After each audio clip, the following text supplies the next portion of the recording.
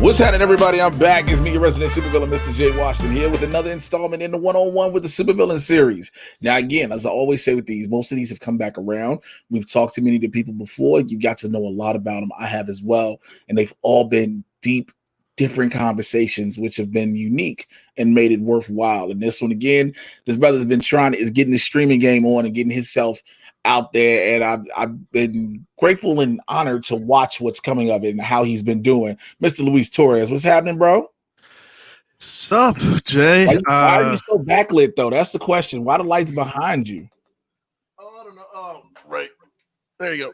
Yeah, you shouldn't be so backlit. Like, oh, trying some things on here and there. No worries, no worries. How you been? I'm good, man. How's everything with you? Good. I think we talked about this a while ago that I go through depression or whatever, but this past 3 months, just came to the realization today that for the past 3 months, I have been my depression at all-time low, my anxiety at an all-time low, and for the past 7 years, I've felt like I've I don't know, just felt pressure, almost like crippling depression, crippling anxiety that just like 24/7. And for the past 3 months, I don't know if it's a combination of doing my streams and them kicking off as well as they are,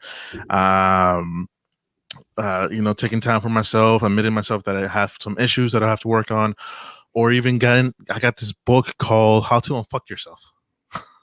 So I don't know if it's a combination of all three or what, but it's working. Dude, that's always good. You know what? And that's the thing. It's when you see that noticeable change, when you notice and you feel different. Like I know how I am. Like I'll have my depressive bouts, but then again, it's like the world is making that happen in a sense. But I know for a fact personally as well, it's nowhere near where I used to be, where I could barely get out of my bed. Like I would just stay under the covers. Like I wouldn't even be asleep. I just didn't want to face the world. Yeah. Or other things and how you feel. And so to hear that you recognize these things and things are getting better and there's things that are bringing you light and happiness and taking you out of that is a dope thing, man. Yeah, man. And again, this is the first time I've noticed it in 3 months, which is again fantastic, which is awesome. But there are some days that it gets sad or whatever, but I'm not not horribly depressed. Yeah. Nor am I horribly high in life or whatever when the crash comes out and it just make you feel awful. But I think I feel normal. If that makes sense. I mean, I guess because especially when we talk about 2020, the idea of what is normal is weird now because the sense of normalcy that we would normally have isn't normal in these current situations and everything we're dealing with. But there is a level of, we find that level of normal. I'm seeing, we find that new level of normal that we go through and we deal with. For sure. And again, I'm incredibly proud of essentially achieving where I am, even though I don't have a lot. But it's more than most can ask for. I have a roof over my head. I'm able to feed myself. I'm able to pay for my bills. Even sometimes I feel like I'm crying. I have a decent job that pays for me. I got holidays. I got sick pay. I'm able to have insurance, which a lot of America apparently doesn't have. And complaining about possibly getting it for all. That's a weird exactly. That's a weird thing in itself. Like, everybody doesn't have health insurance. Some people can't afford it, but the government is people are trying to get the government to give it to everybody. And they're like, we shouldn't have that. Like, okay, fucking okay, I guess. So that's how you feel. But yeah, man, dude. Yeah. So the basics, and the basics go such a long way. Yeah, for sure. And which is why I've grown up with my parents showing me that even though we don't have a lot, we have enough. And if we have enough, we should be able to give to those that don't. So I always grew with my parents, even though at the time I was doing it reluctantly, but as we grew, I learned to appreciate to do that. And that is to give my time for service to people, whether it's in food pantries, charities, Catholic charities that we have down here in St. Louis, or things of that nature. So my goal is, once I become affiliate, the first stream I will do is do a charity stream for No Kids Hungry, which again, I don't have a lot. I'm not the richest man. I'm not, whatever, or the biggest streamer out there, or, but if I'm able to raise at least $500, $1,000 for a charity that uses every cent of the money you give to kids who, let's be honest, parents probably at this time with COVID, it's really hard to do. Plus, whatever illnesses that kids may have or other bills that they may need to do. If I'm able to help them out, at least just for, the smallest of things, so that they don't go hungry this Christmas, this Thanksgiving, this holiday season, then I feel like I'm doing my job. I'm doing what I'm supposed to be doing. You know what I mean? Yeah, it's nice to be like rich and famous and grow on streams or get movie roles or TV roles or whatever. But if I can't do nothing with what I have, then what the hell is it all for? You know what? I completely agree, dude. And that's an amazing thing to look at and to, have that mindset, because again, it is always, it's not always about what we personally have. It's about what we can do. Because even though we may not be able to have things financially and monetarily, we can do other things that can help out and support. And I think that's the biggest thing. Especially, it's always interesting to me that in general, we as people, humans, tend to do our most good this time of year. And but I say that because, again, it's nothing wrong with what you want to do and what everybody else. It's just that, you ever notice that like the rest of the year, it's almost a fend for yourself. Yeah. And then when it comes time for the holidays, it's this, how can I give? How can I do? And again, there's nothing wrong with that, with any of us doing that. But I just think, I don't know why is it we as a society don't do it more. Just, there are some places that do it on the regular, but I think it's just not broadcast and pushed as hard until the holiday season. Because it's a holiday season. You know what I mean? Like it's like you said, we take it for granted. We take it for granted what we have for the rest of the year, because come February, we're complaining about our taxes. Come March, April, complaining about our taxes. What's past complaining about the Super Bowl that my team didn't make it, or the team that is in there, I don't want them to be. Fuck the Rams. God damn you. March Madness, the teams that I want are not there, whatever have you. And then we forget about everybody else. We forget about the people who are still there, us even, who are struggling with our basic human needs sometimes. You know what I mean? And it's forgotten by the rest of not the world necessarily, but like our society. The rest of the time don't matter. The only time that really matters, and to be holy and whatever, is holiday season, which is bull. It's bull, and it shouldn't be that way. Because the philosophy should carry over no matter what. It should. But it doesn't. Granted, yes, we all have, and that's the thing too. Like, I understand we all have different things in our personal lives we deal with.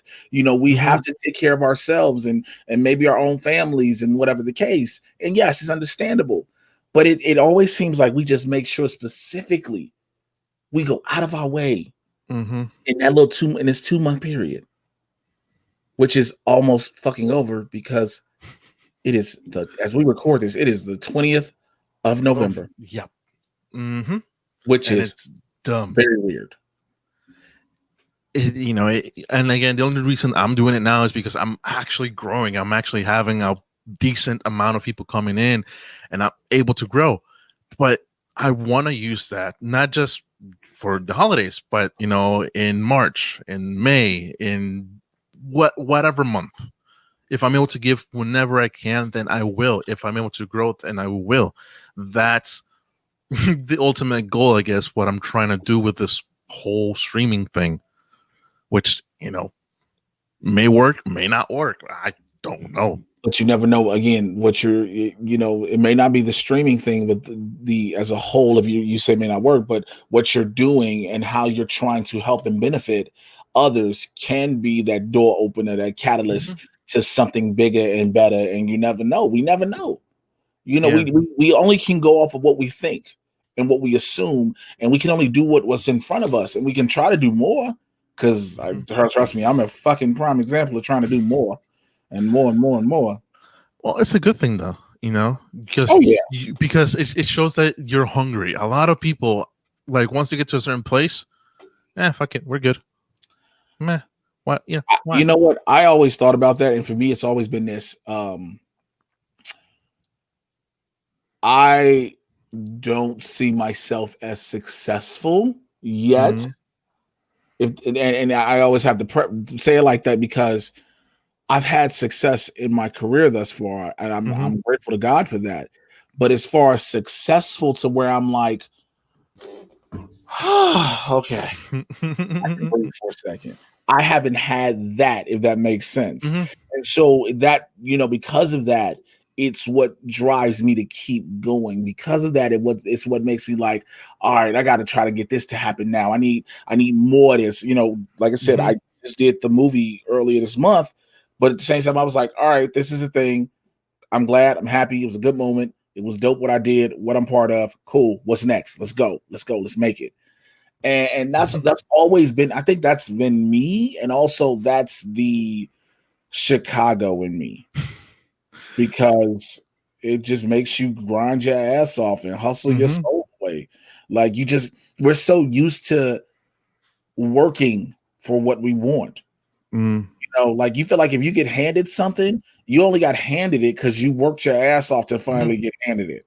And I feel like that's like the mentality of the United States, because like if you start thinking about it, back in the beginning, like in March and whenever, when the COVID hit fully here in the States, it made sense for people to take sick days, to stop going to work and take sick days. But because the mentality that we have in the United States is, if you're sick one day, then you're wrong, and you're going to be looked down upon, and you're going to be less than others. You're going to be less than your coworkers, and you have a possibility of your boss looking down upon you, maybe preventing you from having like the next bump in pay or changing jobs or whatever.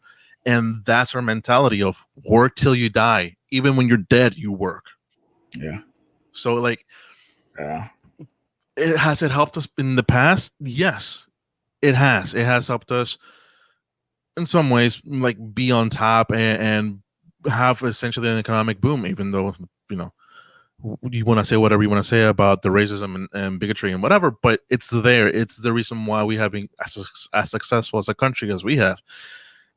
But when it comes to like people dying because maybe I should have stayed home, and they wouldn't because they're gonna look down upon me, then there's something wrong with that type of thinking. It's that, we've been told again that when you bring up the country, it's that pull yourself up by your bootstraps bullshit. and that even meaning, if you're sick and you feel like you really can't, you feel like you really can't go to work and do your job, pull yourself up by your bootstraps, because there's somebody who wishes they had this job. Or and that is, it is a detriment to us. I think it has both positive and negative connotations, because yes, the detriment is we can literally work ourselves to death. We can literally work ourselves to the point where we're no good for not anybody. We're not good for anybody, not even ourselves. But at the same time, we can work so hard to yield the level of results. Now, there is that caveat of times where we work so hard and the results we want don't come. Yeah. And that's the hard part though, too. You know what I mean? Like, because I thought about that a lot. I think about that a lot. Yeah, I think, well, if you're going to be successful, you're going to have to think about that a lot, because yes, it's nice to have like the job that you want at this moment, but like for you, that you're an actor, you have to essentially look for a job every 6 months or so, if you're a movie star or a movie actor, every 6 months, or a TV star every week, or like you and Jay have been doing. Depending on what you're doing in the movie too, because like like it's that hustle. Yeah, you got to consistently hustle. Yeah, it's that hustle that a successful person has to do to essentially stay on top, to stay relevant, which kind of sucks and it's stupid that we have to do, but we live in a world or in a country that what's the last thing you've done? What's the last thing you've done? Which is, it shouldn't be, which makes it incredibly hard to break in. But also at Apparently. the same time, you got to remember we're also a part of a society in general. And I'm not just about America, I'm just about the world society, where no matter how hungry you are for something, there's always someone hungrier than you.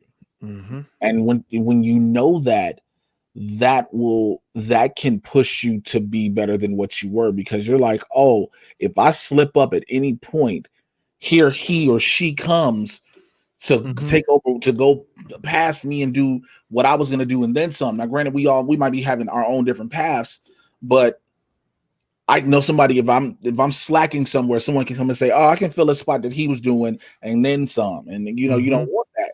And that's something that we look at it, but it's not a positive thing that we hold to, because we're always worried about that, because a lot of us always worry about somebody passing us up or somebody taking our spots. Like I used to worry about that a lot when I first started, like in stand up and in wrestling. You used to worry about somebody taking your spot. Like yo, I'm starting to get these bookings on these shows. I'm closing these shows. I'm making a little more money. Blah blah blah. This, that, and the third. And you start worrying about, oh shit, here come a young cat. Let me go ahead and work harder so they don't come in and take my spot.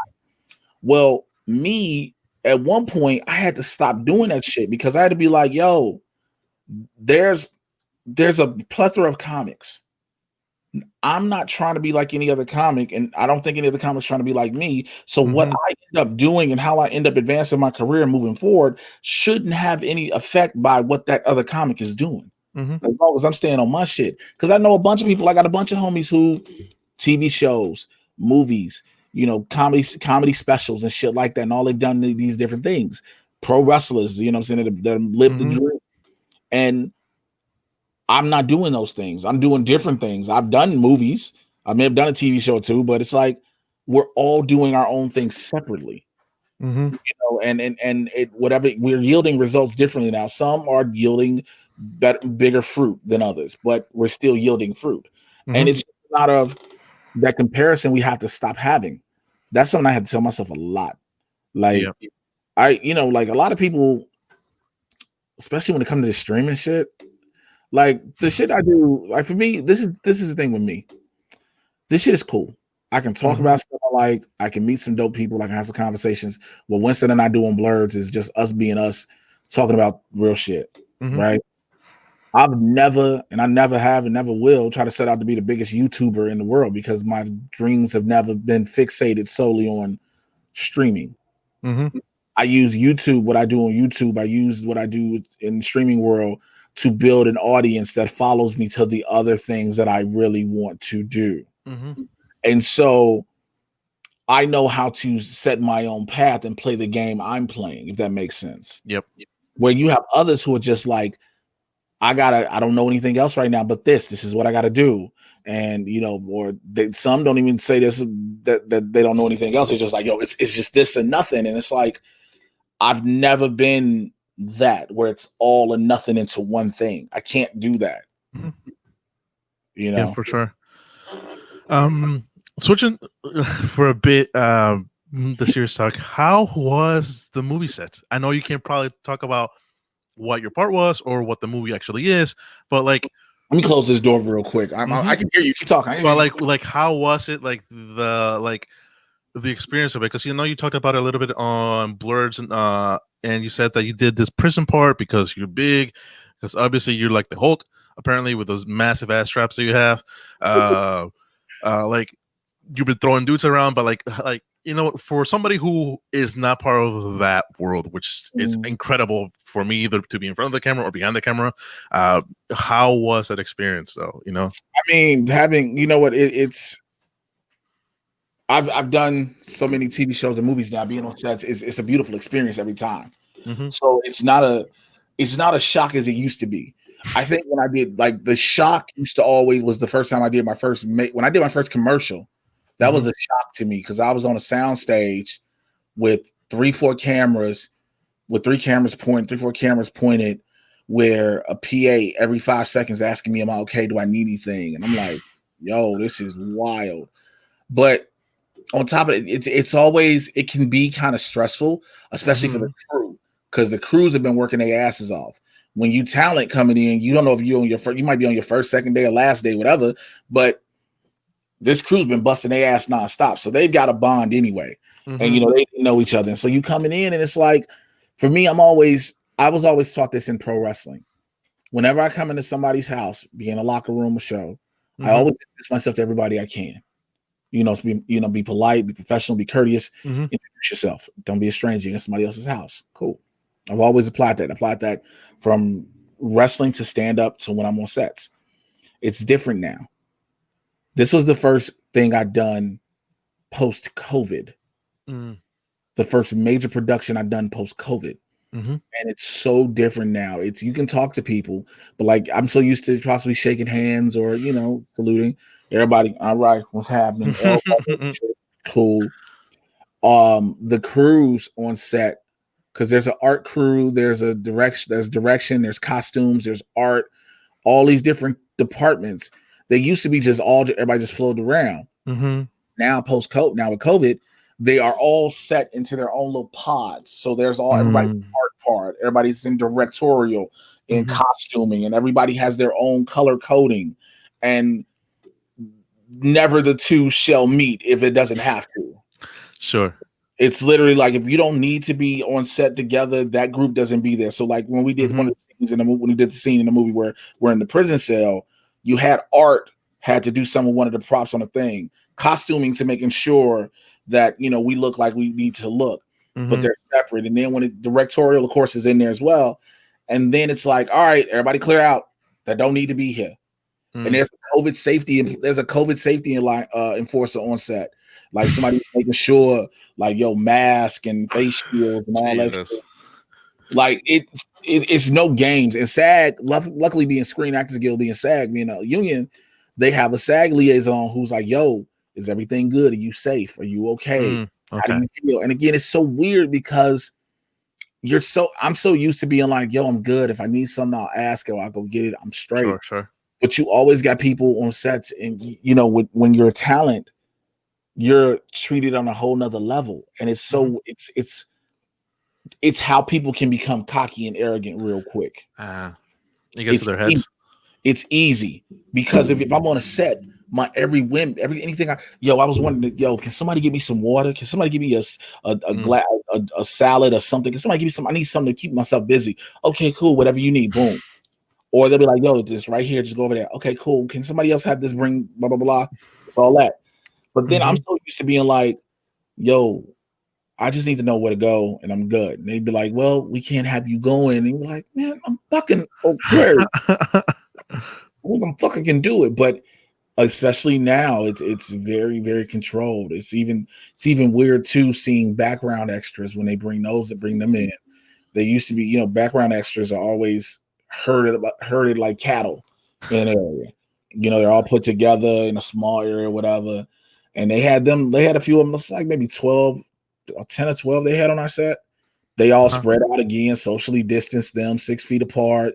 And again, they're in an area separate, whereas talent, we're in our trailers, they in this little separate area sitting down next to in lunch tables and shit. And it's so weird. And then speaking of lunch, like they've always had the picnic table set up with the chairs. Everybody would just grab their shit and go sit down. Well, Mhm. now they got the way the line goes. The catering people are serving. You tell them what you want, and they put it on your plate. You're not grabbing it for yourself. Then every time they're sitting down, there's plexiglass to make it like cubicles Yeah. for 6 different people. So it's so weird now post COVID. I mean, not post COVID, during COVID. Yeah. It's it's going to be interesting to see how it goes post COVID. What do you think will survive post COVID? Like once Testing, the testing? test. I Oh. mean, because the thing is now, COVID is in the ecosystem. Mhm. It Mhm. is what it is. It's in the ecosystem. It's never going anywhere. No. Vaccines will slow it, but you'll never. It's a virus in the ecosystem now. It's like the Mhm. flu. It's in the ecosystem. It's going to happen. Mhm. But I think the testing will be a bigger priority more than anything. I mean, yeah, hand sanitizers will always stay around, which like now it's weird More because than it's like ever. now you're like, oh yeah, we probably should have had this shit around for the longest. people should have been washing their hands for the longest time, but it took COVID for say, hey, maybe you should wash your hands. Which is to tell grown people, not kids, to tell adults around the world. Oh God! Hey, we know probably the easiest way to stop spreading is what? Wash your hands with soap and water. And here was the crazy part, because I'll never forget that. I'll never forget this. They tell people wash your hands with soap and water, but yet motherfuckers went to the store and bought all the goddamn tissue. Aisles full of fucking soap. They told you to wash your goddamn hands. Which now we learned that COVID also may cause diarrhea on some people, which I guess, but like, but at the time, nobody knew that shit. That's at the time, nobody knew the fucking COVID was giving diarrhea. Like that was scary. Like that wasn't a thing. Everybody just was like, I need all tissue. It's a respiratory disease. Again, like it would make sense if they the Kleenex were gone or the tissues, that will be gone since it's a respiratory thing. Maybe. But toilet, really, man? And then it's just, you don't need to hoard, people. Stop it. Oh, it's people doing it again already. Yeah, I know they're starting to. Which you don't need to take maybe one or two more than you need. Maybe take two of the extra items, and that's about it. You don't need 30 of them. It's like, did we not learn the first time? Like, why are you fucking grabbing all of this tissue? What is the point? Like, and the fact that you had people who were grabbing so much tissue and all these different rolls of tissue, these different bundles, and have been trying to take them back to Costco, and Costco was like, nah, bitch, you keep all that. Keep that. Yep. And that's what you get. Gotta get, because I've seen people literally get mad that like Costco wouldn't take back their tissue. They was like, nah. No. They don't want it back. I don't want this. No, you went and bought it. You went ahead and grabbed all this shit yourself. You good? You good? Don't put this on me. Now you're gonna lie on it. But man, like, what a crazy world we live in, right? Like, okay, it's been a weird 2020, and I don't think anybody expected this to happen, right? At all. But there are some good things that happen in this year. There are some good things that legitimately happen that not a lot of people happen, but like, okay, for me, I guess on a personal level, you know what I mean? Like, personal level for me, I'm like, fine. On the personal level, like, I've achieved so close to achieving my dream that I thought it was going to be impossible. This year for you has been a fantastic year for you too. Like on your career wise, on when you're going to for interviews, your growth of your channel, you're getting your name out there, going on, The Weakest Link, a big thing. Yes, you didn't win, fuck marshmallows, whatever. But you got exposed to more people that probably would have never seen you. I get what you're saying. Like, it's been like, yeah, when you say personally, I think it's hard to remember though a lot of shit personally, even for me, because, and the reason I say this, 2020 has been such a long yet short year. Think about it. We were just in the beginning of the year. Now we're getting ready to celebrate, get ready to go into 2021. But at the same time, every single day, every single week felt like a month in itself. Mm-hmm. So it was so long yet so short. And so when you remember, it's trying to remember different shit. Like, all right, I did this. Wait, was that this year? And it's like, yeah, like it's certain shit. Of course, I'll remember this year, absolutely. Like, but there's certain things you're like, oh shit, that did happen this year. Like, isn't it crazy how this year's literally started with a World War III threat? Literally. It started with that. Started the year with a possibility of a World War III legit threat on Twitter, and that wasn't a violation of the terms of service. What? Yes. And for months, we're like, oh, well, I'm not part of this. I can't be drafted anymore. I'm 30-something or I'm 20-something. I have asthma. I'm obese. I'm this. I'm that. Like, okay. And then, unfortunately, the thing that stopped it, unfortunately, it had to be Kobe passing. Which, like, I still can't believe he's gone. Yeah, I think Just, I remember. it just I remember my roommate told me, she's like, "Yo, Kobe died." I was like, "Stop fucking playing with me." right. I felt the same way when Chadwickman passed too. Like, no, because I was streaming with a friend, and I don't know where he goes. Chadwick Boseman died. I'm like, no, stop playing with me. Is that a joke? No, Let me tell you, no. the day Chadwick died was the day I taped Weakest Link. So not only had I already been upset and hurt that I lost $62,500 that I had to wait for the world to see that I lost $62,500. I got my phone. Here was the fucked up part. One of the PAs, I literally just got because they take your phone and everything. I just get my phone and all my shit. And one of the PAs was like, "Yo, you seen this?" And shows me on his phone. I was like, "Motherfucker, I'm like, how have I seen anything?" Yeah. And then, yep. But again, pretty crappy things have happened. Oh, that's hilarious. What I just got a Twitter notification. Mm-hmm. Donald Trump Jr. tests positive for COVID-19. Oh, that's hilarious. Oh boy. Yo, do you think Melania's gonna dump his ass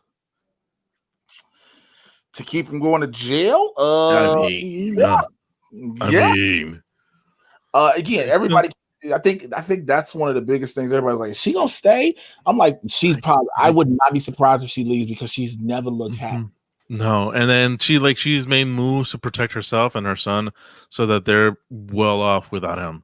Yeah, she don't even want to hold. Like he'd be trying to hold her hand, and she'd be like, "Don't touch me, don't touch me, don't touch. I let you touch on birthday." Oh God, do you think? I truly believe they have not. Like I believe they have not had sex since Baron was conceived. No, that's why he went to Russia and peed on those Russian people. Which again, I'm mad. That tape now is irrelevant. The tape is irrelevant. Like that P tape can come out on January. That P tape can come out right now.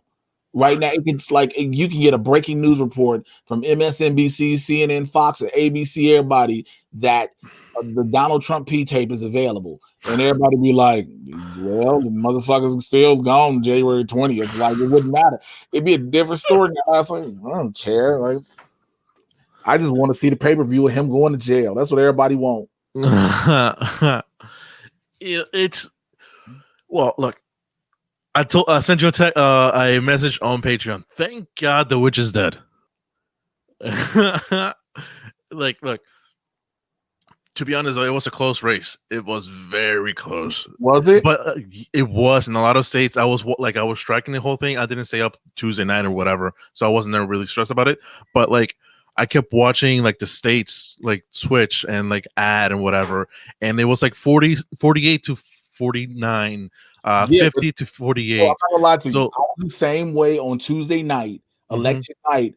I literally saw the results come in, and again, this is me not knowing because I hadn't paid attention, not knowing that they weren't allowed. Because normally they're allowed to count mail-in ballots before the election. So me thinking the mail-in ballots have been counted, and that's what I was thinking. Right, I'm under this impression. Right. So when I see the returns coming back, I literally just tweeted out. I said, "Well, I wasn't sad or nothing. I just was like, well, America did what America does.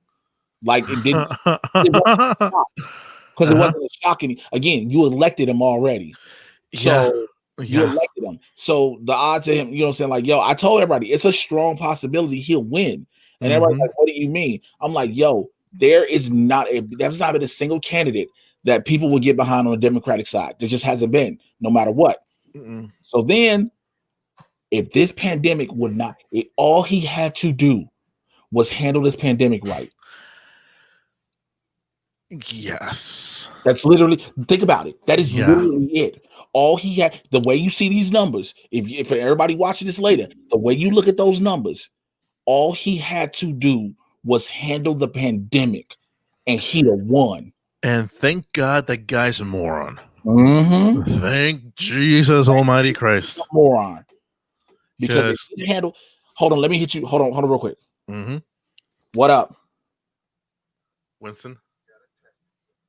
My nigga, congratulations.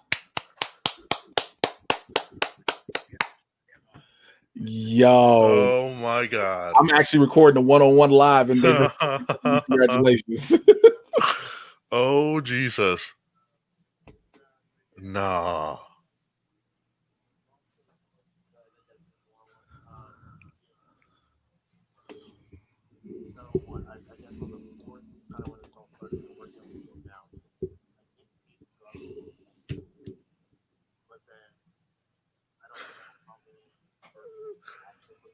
Oh, so they got to figure out. You do the testing, and they got to see which ones that work together with the chemistry. Okay, but that's again, it's still another hurdle we passed. Oh my God, that's awesome. Right. Oh boy. That's fantastic.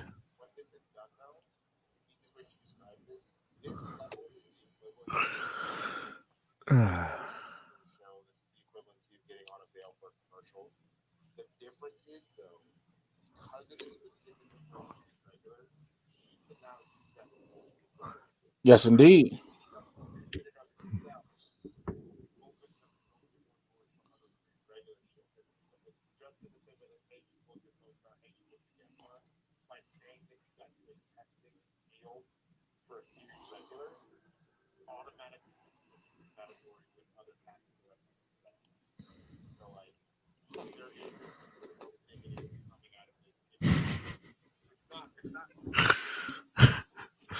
Let him be. He's excited.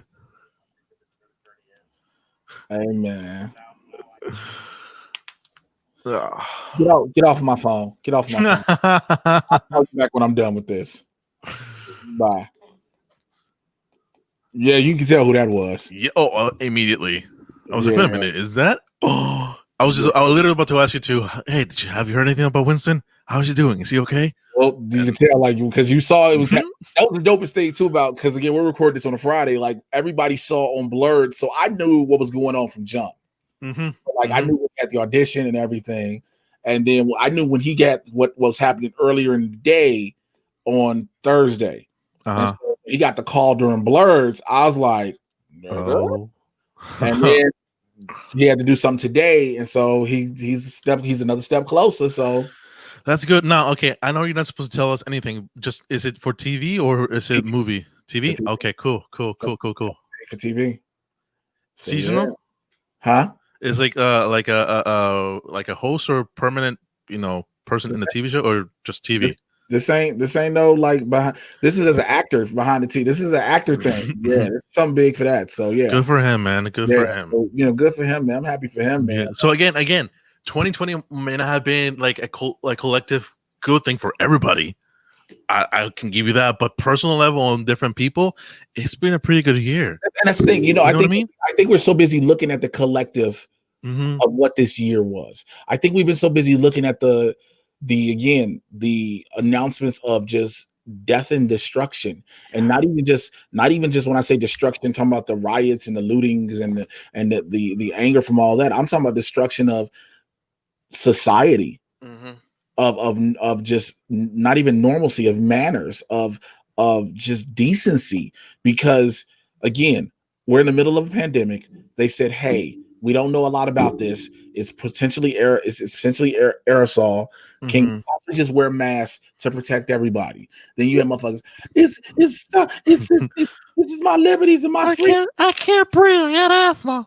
Like, I got asthma. Motherfucker, you're a lie. I don't bunch of asthma with zero issue. Then you can't say. Then the main one tells them, "I'm asthmatic." How are you yelling? How are you yelling? So yeah, but this year's just been. It's one hit after the other, after the other, after the other. It's like you're unable to breathe. On the regular year, you get a hit, and then you're able to okay, time to think, time to change the way you think, and then move on. But this is just one after the other after the other. But look, man, if we I think that's just part of being human, how we think about everything as a collective and not about us. Like, like we're sheep essentially. We herd together to survive together. Even though we're assholes to one another, granted. But I think there's a But difference with that. But here's why I slightly disagree with that. We don't literally think about everybody until it's needed. well, Think about this until we're it's selfish too, but right. like As a general statement, if it wasn't for a pandemic, if it wasn't called a pandemic, nobody we would wouldn't care. care. No. The majority of people wouldn't care. No. But it's a pandemic now, so it's like we have to be a part of this herd because we're in this together. But if it wasn't that, then even with that was only for the first 2.5 months. That was only for the first 2.5 months. And then everything went again back to almost kind of a level of here go the people who don't give a fuck, and here go the people who give a fuck. Yep, and I still think I've been telling my friends. I think sports have been a mistake. We have been a naughty child, and we do not deserve gifts. We have been naughty. We should be put in timeout. We this year for sports. Even I love sports. I love watching my baseball, my football, my basketball, whatever. I love watching football. I love watching soccer. But we do not deserve sports. Other countries do. Yes, because they've done their work. They've done the work. Granted, most of them are under dictatorships, whatever. But they have done their work to minimize and lower the curve. They are not even in the same boat that we are. Well, because we're the only country. We're the first country. We're not the only. We're the first country that decided we were going to politicize a virus. Mm-hmm. And once that happened, I knew once the moment the president of the United States, the moment he basically was like, this is a democratic thing. Once he started putting that out there, it was it. Over. It was over.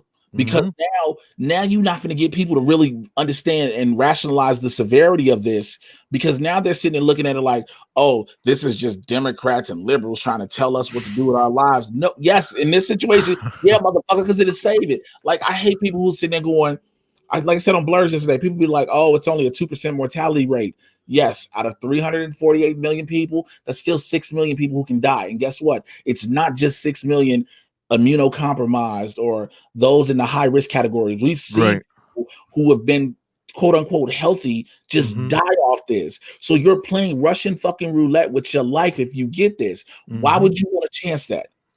Yeah, for sure. And like again, it's I kind of saw it happening when like back in November when we started hearing things from China and other countries in the Far East saying, oh, it's traveling here, or it's traveling there. And I kept my ear on the ground. So I was like, okay, maybe this is not just an isolated thing. And then they jumped countries. I was like, oh shit, what about the United States? Nothing. December hit, nothing. January hit, nothing. February hit. No, we had it in January. It wasn't a big deal. It wasn't about this country. It was telling about Asia now has it. We had it here. What I'm saying, January we had it, but it was like 1 or 2 cases. It was nothing that people were worrying about. And that was like in New York or whatever. And then February happened, nothing. March, all shut of us down. The fuck. So like, it's God. I keep telling them we do not deserve sports this year. Look, I mean, like college football, especially college football. That really shouldn't happen at all. I get it; those are kids, and they're doing it because they love it, and they're getting good scholarships and whatever. But to risk their lives for something, what they said was a percentage chance for a college player to get to the like NFL, whatever, like 10%, 30%, or whatever. You got to be. That's literally have to be the elite, amazing to get into the NFL. Yeah, everybody else is just going to be your average Joe after college. They do not deserve to put their lives on the line. Granted, people who like in the NFL, they can choose. They are adults. They're getting paid millions or sometimes thousands of dollars more than the average person, but they made their choice and they're getting paid for it. In college, they're not getting paid. Yes, their education is being paid for, but they're not making any money out of their own hard work. No. The coaches are millions of dollars out of those kids. So I've always thought about that, how it is very weird how you can pay these coaches millions upon millions of dollars to coach your team and this program, but the students can't do it. And if they fuck around and try to, they broke and sell their own memorabilia, if they sell their jerseys, you kicking them out of school and you trying to get them locked up. And like, it's dumb.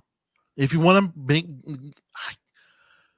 how is it that you're able to afford to pay coaches what, 3 million, 4 million, 7 million at points? Million. I think Nick Saban. Let me see who's. I'm about to Google this real quick because now you got me. Who is the highest paid? Because it's not even about being fair anymore. It's about how does that make sense? And it doesn't. Nick Saban made $9.3 million. And the college can't afford to pay them at least $1,000 a month or so, or wait, you ready to hear these top ones? Listen to this. Nick Saban, $9.3 million. Ed Orgeron from Louisiana State, $8.9 million. Dabo Swinney from Clemson, $8.3 million. Jim Harbaugh of Michigan, $8 million. Jimbo Fisher, Texas A&M, $7.5 million. Kirby Smart from Georgia, $6.9 million. Gus Malzahn at Auburn, $6.9 million. Lincoln Riley at Oklahoma, $6.2 million. And it's stupid how, granted, a lot of those kids want to play football. Granted, that's fine. They probably earned their spots on their team. Fine. But especially now when there's a possibility of, if they don't die, then they're going to be crippled for the rest of their lives. You said it. You guys have said it in Roca's Sports Time about Kaepernick. How, no, not Kaepernick. Patriots quarterback. Cam Newton. Thank you, Newton. How he went away with COVID and he came back. He's looking bad. Last Sunday, he threw for less than, what was it? The Ravens, I think it was. At he threw 100 or something yards or something like that, and the Ravens quarterback threw for 200 something, and like, it's bad. He's not playing the way he should be. Granted, he's an older player, but he's nowhere near the level that he started with the season before getting COVID. And that's a professional level. Joking, and Roken thought I was joking, but I'm like, yo, y'all think I'm joking, but look at his gameplay. Literally, look at his gameplay. He got COVID, and his gameplay has been shit. It's just he. Other players have caught it. We can pay attention to Cams because of the position Cam is in. As a quarterback, and as the starting quarterback, we're gonna see it. If a lineman gets it, or a defensive lineman, offensive defense, we really not gonna pay attention to it because they're not a key piece. The key piece has always been the quarterback. If the team sucks, it's the quarterback's fault, and sometimes possibly the coaches. But everybody pays attention to the quarterback. So, if a player like that, a man who is as healthy, who's getting paid to be healthy, is less than he should be afterwards, what chance do the average fat fuck, me being one of them, have against a disease that can possibly end your life? Oh, I always say that when it comes to Trump supporters, how they were the same ones who were marching and pitching and complaining. I'm like, yo, a lot of y'all act, and these be the same ones telling some, it's gonna be a civil war. All right, Meal Team 6. Like if you don't sit your thick ass down, like goddamn well you can't do that. But again, these are the same ones. Like if a respiratory virus gets them, like, did you ever see the dude? I think we might have talked about it months ago. The dude from Ohio, fat white dude from Ohio. He was on his Facebook page. This virus ain't shit, a hoax. And that shit was like 3 days later. He was in the hospital, and then next thing you know, it was his obituary. Yep. And that's the thing. They'll talk all this shit about the virus, then get it, and it's like, it's so serious, guys. We shouldn't joke about it. We shouldn't joke about this. We got to take care of ourselves. No. Feel like same way. You should keep that same energy because you act like it wasn't shit. Keep that same energy. Yep. But it is what it is. It's because of that reason that I'm pissed off that DC. Okay, I'm I'm gonna say this once, and you're gonna cheer, and you're gonna say, "I told you so." I'm starting to really not like what they're doing to Justice League. Just gonna I sit here and knew listen. it. Uh-huh. Look, sit here and listen. I get it. They had a great chance to make something incredible. And they still probably are going to do something incredible. That goes without saying. But the latest trailer, I'm like, the fuck? You're spending that much money and still looking like absolute shit in the graphics, in the CGI. And I get it. It's still months before it releases. Stop sending out. Yeah, if that be the case, stop putting out trailers. Exactly. Stop putting out trailers. Also, like, God, I hate it when you're right. Damn it. That, and I also don't like that they're releasing Wonder Woman this year. Granted, I know they have to make money. I get it. That's fine. But Jesus, really? Is it really worth it going to the movie theaters and risking your damn life so that you can get it? People went to go see Tenet, so that'll let you know. And look how much it made. I know, but I'm just saying. Granted, I was one of those idiots that want to see Tenet, but still. People went to go see Tenet, and so that'll let you know that people will run and go see Wonder Woman. Even throughout a global fucking pandemic, people are going to run and go see Wonder Woman. But again, and everybody's mad, like, why did they put it in theaters? It's the safest fucking bet. I mean, put it on HBO Max. It's a safe bet. You don't go wrong with putting it on HBO Max. And now, unfortunately, I have to get HBO Max so I can watch goddamn Wonder Woman. So what they said was, so what I've been hearing is it comes out internationally a week before. So so you got to, for that whole week almost, you got to try to avoid spoilers.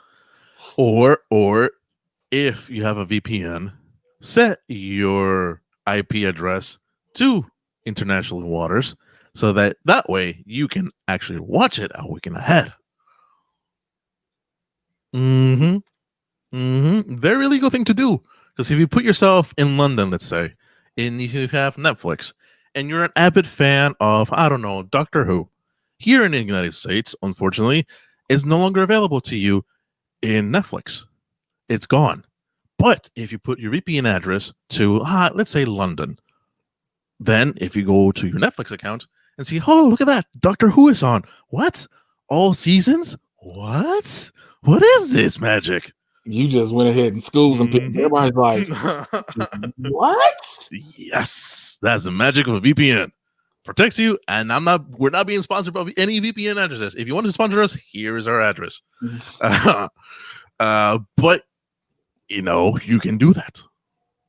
So, at the same time, it won't really matter for people who have VPN, or if people don't, then they might buy for that one time. Yeah. I mean, I'm one of those people anyway that, to be honest, that whole spoiler shit, it doesn't matter to me because I'm gonna see it regardless. See, I used to think that way too, and then somebody spoiled, what was it, Fast and Furious 7, I think it was, and it just ruined the experience for me. I usually don't care spoilers because I don't see what happened before to lead to that moment or afterwards, right? You don't know. You just tell you, oh, the Hulk punched Thor. That was awesome. Okay. Honda, Mom, what did Han do? That pissed me off. Some little kid. I've avoided all spoilers for, what was it? Star Wars episode 7. No. The start of the new trilogy this year that started with Force Awakens. And I avoided it for months, and I was right there by the door as they opened up the door. A little kid comes out and goes, Mom, why did they kill Han? Like, you mother... Oh, I just wanted to pump the kid. Oh my God. So there was a chick on Facebook, black chick. She was trying to be a hotep at. And she was talking about the boys. And she was talking about, see, Stormfront is just one of these little white woke liberals who's a social justice warrior, and that shows how they really are. And everybody was like, Stormfront ain't that at all. And she was like, yes, she is. You see what they did in the show? It was like, no. You clearly read the comments. Stormfront ain't that at all. But they changed shit for TV. I was like, trust me, that ain't Stormfront at all. So she kept trying to argue with me. I said, I'm telling you right now, Stormfront isn't that. She was like, how do you know? I said, bitch, I've watched the whole season. She's like, well, good for you. I was like, no. I've watched the whole season. So then she kept trying to go. So then she pissed me off. Oh. So I said, here's what I'm going to let you know. Stormfront is an old ass Nazi. She used to be named Liberty. She kills niggas. She hates them. She starts fucking Homelander. They just start killing people. This bitch gets blown up by Homelander's son. Do you need anything anymore? That's all the way to the end. I spoiled the whole season for that. She blocked me afterwards. I was like, nope, you're not going to play with me. Also, spoilers for anybody watching this, like, you know, when it happens, spoilers. Sorry, Jay went on a rant and he spoiled it for people who haven't watched it yet. If you ain't, I feel like at this point, if you haven't watched it yet, you haven't. No, I've been busy. Oh, my bad. Then I spoiled everything. It's good. You just found. I mean, but it was just like. But like for like TV shows, I'm fine, right? But it's for like movies that I'm excited for, like, ugh. I guess it depends. You know what I mean? Like, it really depends. For like, I love Star Wars, or like if people spoil the shit out of what was it? What's the Widow or Wonder Woman? Throwing hands. That dude is dead. I'm gonna tell you how come I'm surprised Black Widow hasn't gotten spoiled already. Remember, everybody who was in the NBA bubble got to see it. Really? Mm-hmm. I didn't know that. That was one of the perks that Disney was giving them. Oh, you bastards. Yeah, Disney was giving them access to Wonder Woman early. I mean, not Wonder Woman, it's a Black Widow. Mm-hmm. So the fact that I haven't heard anything about it, unless they rescinded that, but that was one of the things they were supposed to get, Black Widow. For everybody else. Because again, it was Disney. It's Disney complex. Yeah, it was supposed to like be released then too. I mean, like Black Widow's been done. Yeah. Remember, Black Widow was supposed to drop in May of this year. Mm-hmm. So like it was supposed to have been dropped, but yeah, they were like that was one of the caveats to help them adjust to having to be stuck there. Because again, it's one thing to be playing basketball, and then for a while you separated from your families and everything. So they gave them the option to they gave them Black Widow, and I'm surprised that hasn't leaked. I'm surprised that any spoilers on that hasn't leaked. I mean, to be fair, Papa Disney, if you're watching us, because I know you are, you know he is the master of the world. So if he says don't say anything, the mouse will get what he wants. I've seen so many. You know what? I've seen spoilers. I've seen people who are critics or pundits or whatever you want to call us, and they end up having like dummy accounts because it had to be a pundit because it's like it was just a press screening, and they'll come out and see some shit, and you're like, who did that? Like who? Because like with me, if I go see a movie, if I'm like when I get my press screenings, I always get a +1, of course. Sure. Always one of my homeboys who I'm gonna end up like one of the homies who I'm gonna end up talking to about the movie anyway. So I'm like, yo, come see this now. You're probably gonna go see it later anyway, but come see this now, and we can just get that out the way. But I can't see myself just tweeting. Like I think that's especially if they trust you. Like if it like for you, like if like those places trust you, say, hey, keep your mouth shut, but you can see this early, and on this day you're able to tweet this, whatever. That's why I didn't want to. That's why I would never personally do that because it's a privilege. Yeah, for sure. To see a movie maybe a week, 2 weeks, sometimes a month early, everybody else does, and like you've seen it, and and you waiting, and you dealing with the anticipation with everybody else. You already know this, and you're like, okay, cool, but I refuse. I've seen too many movies. Now there's a couple of them. Like I think X-Men: Dark Phoenix was the only one. I think the embargo was up quickly. Nobody cared about the movie. Like there was no embargo for that movie at all. No, it was. It was like a day. It was like a day, if that. And because if that doesn't raise red flags, I don't know. Everybody said that if you get a press screening and the embargo, because if you get a press screening either right before the movie drops, if it's like the day before it drops, that typically lets you know the movie sucks. Or there is no press screening. Or there isn't one. They're like, nope, we're not doing this. But see, that was the thing. It was like there was the thing they did the test screens and like the focus test screenings with New Mutants, and there were people who saw it, and that's why they were talking about they were going to rechange things, and so it was like weird because it's like, okay, you gonna change this or not, or what are y'all doing, and all this crazy shit. yeah. Unfortunately. Again, we'll see what that. Like, I was hoping. I think they're trying not to. They're trying to figure out if they are going to start doing virtual press screenings. That'd be interesting. Ones, because again, you don't want to be like, all right, here's a press screening, and then all of a sudden, when it is, you got a bunch of people gathered around and shit. Like, yo, come over to my crib right now, or I'm hosting a Zoom party that's showing it to everybody. You know what I'm saying? All of a sudden, I didn't hosted a Zoom. I didn't set up a Zoom party. Now Right. I'm sharing my screen To with everybody. 90,000 people watching this movie. And then those 9,000 people are spreading it about. Now they spread, because then next thing you know, somebody's like, "Oh shit, here's the link to the Zoom. Come on in." And you're like, "Wait, I didn't give all." Because if I'm invited to that Zoom party, I'm gonna be recording that. That's the thing. People try to record it and all this other shit. But that's like now when they do give you virtual screeners. When they give you virtual screeners for anything, your name pops up in the most sporadic of places at the most sporadic of times. They make sure if this shit leak, they know exactly who leaked it. Oh boy. Yeah, because like all the WB shows, well, not the WB shows, should I say the Arrowverse? The Arrowverse shows, more so the DC Universe shows. So like Doom Patrol, Titans, all my name bounces around the screen periodically. My name will bounce around the screen periodically. And you don't know when it's gonna happen and when it's not. And it's like it'll tell you this, it lets you know like this property is licensed to Jay Washington and blah blah blah. It's like I get it. I mean, it's annoying. Like you get past it. Professional though, you know what I mean? Like they're not gonna give it to the average Joe and say, "Hey, watch this screen." Well, that's what a lot of people remember. But we had a point. We hit a point where everybody just had a blog and said, "I cover film." Yeah, and it was like, that's not how this works. Like, what are you talking? That's not how this goes. Like, you just can't just have a blog and just type something up and say you cover film. All right, cool. Everybody in that case can cover film and TV. It's like, what do you do? How does what you do reach people? I learned because there are a bunch now. Don't get me wrong. Let me backtrack a little bit. There are some people who just have blogs who do that, but they realize that these people with those just blogs have a reach. Yeah. But you had a bunch of random people do that, because that's why for the longest, Comic-Con, they had to be real strict on their press badges, because anybody would just start a blog page and not have a reach and just saying I'm press, and because they didn't want to pay. Which I kind of don't blame you, because fucking San Diego Comic-Con is expensive as shit. Yeah, just to be standing around like a sardine. Although to be fair, that's like the mecca for like the nerds. That's just, it is. It's the mecca, but at the same time, it's the mecca is not.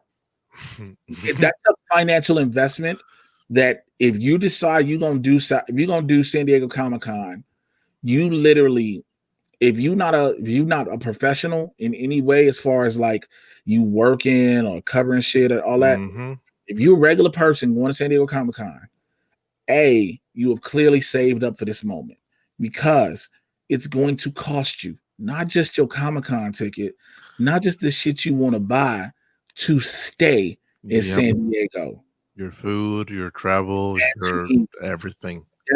That's why it's like when you get pressed and you start getting cool with these people and shit like that and get invited to these parties, because you want to go to these parties, because these parties either have an open bar, have some food shit, so you ain't got to pay to drink. You got to make the best of your time. Like literally, because again, we're not paying to get into the convention, which is first. So that's $200-300 saved at the least, right? 9 times out of 10, if you're being sent down there, you're not paying for a room, so that's $1,000 saved. Jesus. Again, that's just on the ticket to the con and the room, right? And the room. So then you're like, all right, cool. So I'm gonna need to eat now. Now, here's the thing: you're not gonna always be able to just eat off of parties and shit. You probably gonna have to grab some, or if you a part of something, they might have a cater thing. You never know. But again, you gotta have the money for that. Now you sitting there working. Okay, cool. So what do I do? Like, luckily last year, so Amazon had a activation. That's what they're called. And it was for when the boys was going first. It was when the boys was going to first drop. Sure. So the boys, Carnival Row, and The Expanse. It was for those. And they had a Carl's Jr. truck. So they had a whole truck. So I went and got me, because I was doing my vegan shit. So I got me a Beyond Burger. But I got me a Beyond Burger. I don't have to pay for it now. Yeah. You get what I'm saying? So like, there's the little perks to doing these things. And you just got to navigate it. Again, if you want to spend money, that's the thing too. Like a lot of people, I see people like, yo, they already spent 5-6 G's out here. And I'm like, all right. Especially if you have to travel there and you have to buy plane tickets. That's just even more. Again, some people who do, if some people are doing San Diego Comic-Con, it is, you know how like they're financially irresponsible. Well, not even that. Not when you say that. You know how some people save up for Black Friday. Oh, for sure. Go Christmas shopping. They save up for the year for Comic-Con because all this money you got to spend. And I was telling one of my buddies this. I think this is no Comic-Cons have helped out all of the online personalities who have Patreons and Streamlabs because people now had that disposable income available. Yeah. Think about it. If I was going to go to Comic-Con and I just found out it's canceled, I'd probably save $4,000 now. So now I got $4,000 extra. Granted, I can't get this giant ass Mecha Godzilla like I wanted, but now I got 4K that I'm, and it just always, it varies, man. It just it all depends. Yeah. But like for me, I want to go to Comic-Con either by my own press screen or, by myself, but we'll see. If you go, if it happens again, I'm telling you, San Diego it's worth going. Well, here's the thing. This is what I've learned, and I'm just going to give you an insider tip on this. It's uncomfortable if you're not working. Like if you're working, you know exactly where to go. You ain't got to really be on the floor. You can do what you do. If you're going to enjoy it, you got to pick the right days to enjoy the floor, because Saturday is always going to be the worst day, no matter what. And if you want to be like, yeah, I'm walking on the convention floor at Comic-Con, I get what you're saying. But at the same time, you want to be like, I'm walking on the convention floor because you packed up wall-to-wall people. You gotta make sure you dress the right way. And when I say that, like, you gotta have comfortable shoes on because you're gonna be on your feet a long time. It's so many little things you learn. Deodorant, people wear deodorant. Jesus Christ. Because I've been to like anime conventions and like Comic-Con conventions here around like Chicago, C2E2, and St. Louis and whatever. And God damn, even on those, people don't want deodorants. You know what? And I used to say, growing up, I was a nerd, always growing up, but I wasn't the type of nerd. Like I was always into comic books and shit like that. But I still tried to have a little hood swagger, but I was still a nerd. But one of the things was I was always washing my ass and wearing deodorant. I have gone to these comic conventions, and I hate to say it, with these big dudes, literally you could tell, or big women, they just don't care and don't put on no deodorant. And they just throw a shirt on, and you're like, who the fuck is smelling like stale Campbell's chicken noodle soup? Who fuck is smelling like they want to be alone? Yep. And it, but still, like that just, mine is the smell and the convention sickness, which unfortunately follows. That's just something that I want to do. Like, you know what I mean? I've been fortunate to never get con flu. You're lucky then. In all my years I've gone to different conventions, I have been blessed to not have that happen. That I was like, everybody like, oh man, I got sick, and just being around all these people. And I'm like, okay, so that should let you know to put shit in your body to make sure you're not gonna deal with that. Because I'll be vitamin C and immuno shot day if it's gonna keep me from getting sick. For sure. So yeah, no, but still, like, again, the experiences you must have seen, like the people you must have met, like the opportunities to, like, say, hey, I'm Jay Washington, I do this, I reach this many people. Hey, I'm an actor. Hey, what's up? You know what I mean? Like, that's awesome. I think the biggest thing for me when you meet people, and like some celebrities, I've learned this was the weirdest thing for me, is when you meet people who know who you are already. And so, because again, I'm cordial, I'm professional. Hey, I'm Jay Washington, blah, blah, blah. Hey, I know who you are. You do? And like that's how I met a couple of my homies from Spartacus who were on Spartacus. They were fans of mine from what I was doing on Screen Junkies. Damn. And I was like, oh. But you meet somebody, and then when I go to like Salt Lake City's Comic Con, to me is one of my favorites, and I think it's probably because of the love I'm shown when I go there. Like when I want to feel like a celebrity, I'm in Salt Lake City. Like I feel like that Comic Con makes me feel like a star. And so, but also what they do is I get the chance to like, of course, their top Salt Lake City personalities will interview and do their grand panel with a lot of big names, but they'll also be like, yo, after I did the first, they be like, Jay, whoever you want as a big name, if we can give it to you, you got it. So like when I ask for certain big names to have on the panel, to have a panel with, they're like, yeah, give it to Jay. Or they'll be like, oh, can you do another one? Give it to Jay. And so I'll do those. And what I do in the process of not just trying to network, I guess, is it's networking, but it's not like I need you to hook me up with something. It's just that I want you to know who I am. So my name comes around, you can remember who I am. You just see me or whatever. Like when I interviewed, he might be old, but as most people standing, I interviewed Lou Ferrigno. And Lou, the Incredible Hulk, is known for only doing 30 minutes on an hour panel, no matter what. He'll tell people 30 minutes, that's it. That's what Lou's deaf, so he talks like that. 30 minutes, that's it. Well, I got Lou to actually do something he's never done, and that's like laugh and have fun and open up. He got to telling stories, him and his wife. He did it longer than out. They was like, Lou has never done this on any panel ever.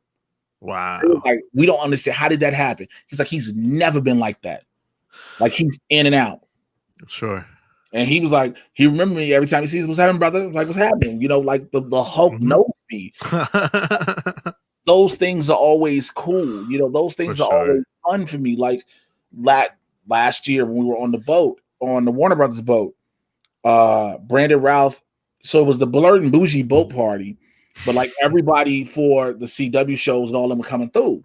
So Brandon Routh and Katie Lotz came through, and they were like, Jay from Salt Lake City. So remember, that's cool. It's you just, again, you make impressions on people, and you just, because the thing is, whenever I meet somebody, I'm never, as much as I might want to, I'm never starstruck. Like I'm like, oh shit, that's such and such. But then I'm like, all right, bring it back down. You're like a person. And so I always try to develop just a genuine rapport with people. I don't want to have to be that, oh my God. You mean they get every like 2 seconds? Yeah. So like when I did the movie I was working on, I was working with the star, and I was sitting right next to him, and we just sitting there laughing and joking and shit. Like I'm just joking with him. Like I don't give a fuck. Okay. Everybody was trying to be like, everybody else be trying to, I gotta just, maybe if I talk to him, I could pitch my shot, make you never know that.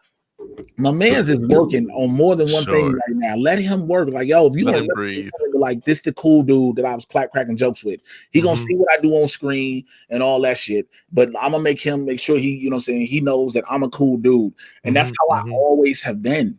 And that's the thing. I think that's for me personally, from my upbringing, because I've always been blessed to be around celebrities. Apparently.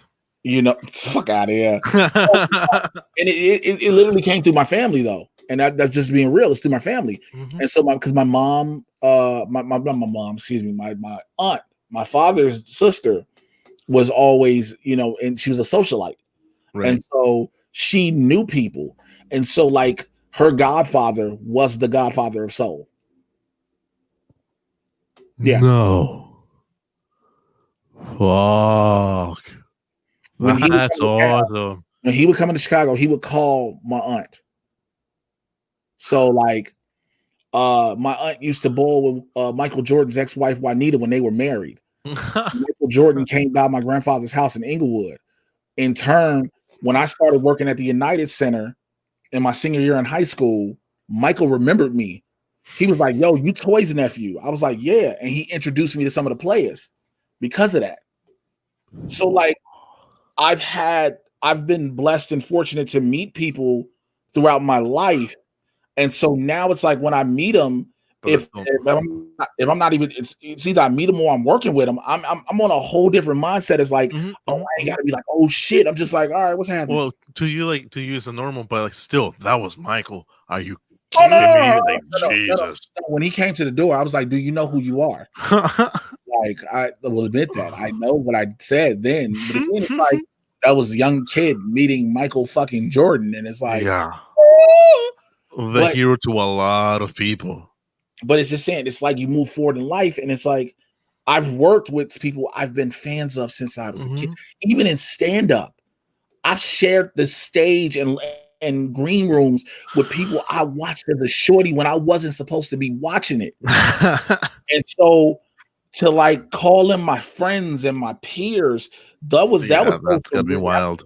What wild moment. But then, like I said, when I the blessings started coming of being on TV shows and in movies, when I moved out here, and I moved out here 2015. Matter of fact, it is coming up on my 5-year anniversary of moving out here. Wow. When I moved out here, like a couple months after I moved out here, I filmed an episode of the show called Hollywood Darlings.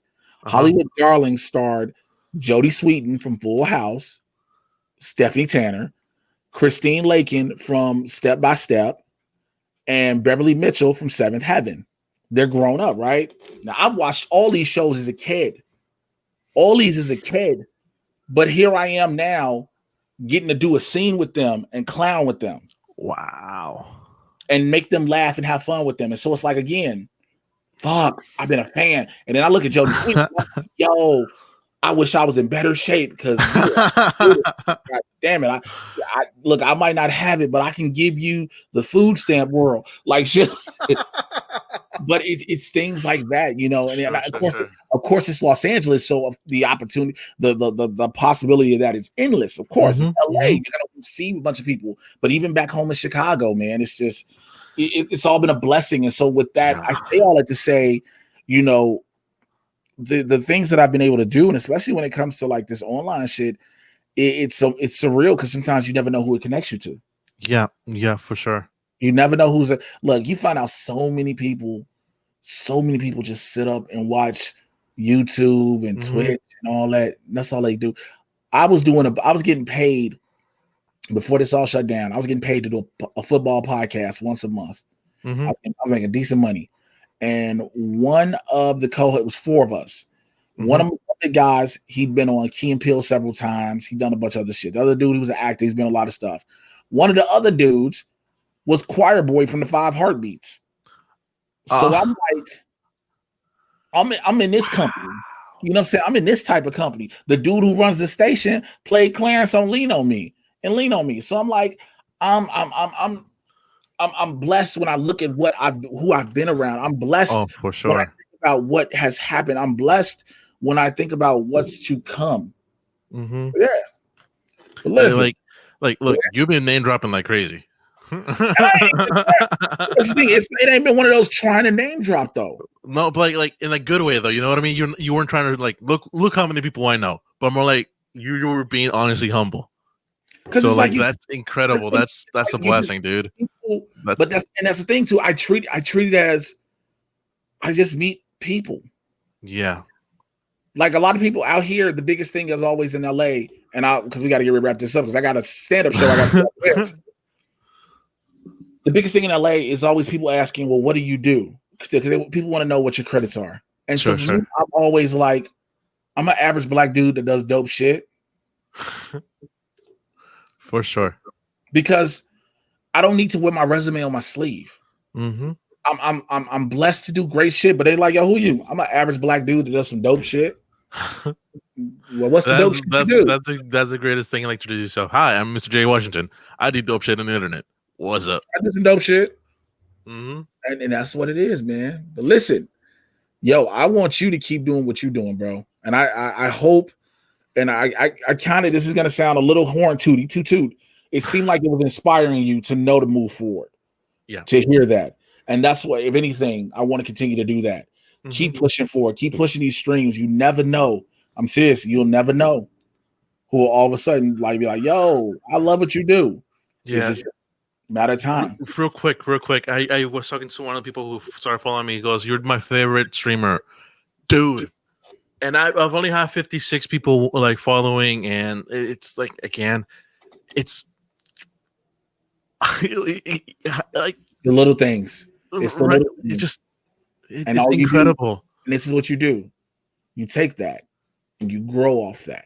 Okay, I'm your favorite streamer. Now I want to make sure I become someone else's, and I want to be someone else's to when they tell someone else about me, they want to come see me, and I become their streamer, and so on and so forth. And you take those things and you embrace that, and you build upon that because now you know you're reaching people. Yeah, that's Like my goal. That's my dream. I get, like I said, Winston and I get messages so much, and it's like, for real, y'all fuck with us like what? Like, but it you know, sometimes we choose to. Sometimes you can choose to be that inspiration, or it just happens. Yeah. Take that motivation from hearing that and continue to build on that, and tell people how they can check out your streams, even though it's not live today. Because tell me how to get your streams when it happens. You can follow me anytime at twitch.com/. Twitch.tv/LT King 93. That's LT King 93. All no capitals, letters, all together. Same with Twitter, with Instagram, with Facebook. You can follow me there to know when I'm going live and when I'm doing things. I have this wonderful opportunity to essentially stream, to do this podcast to an hour it might be, but with you, Jay, and it's been incredible, and it's always gives me more inspiration, more like I can do this. So again, might not seem a lot to you, but to me, it's incredible opportunity to say, hey, I got this and I can do this. My name is Luis Torres. How are you? You don't understand how much I'll brush it off when everybody says it, but to me, it's very humbling and honoring because it reminds me that what I do matters. So I'm grateful for that, man. Y'all already know the drill, how to find me. Twitter, Instagram, it's down below. I ain't gonna tell y'all all that.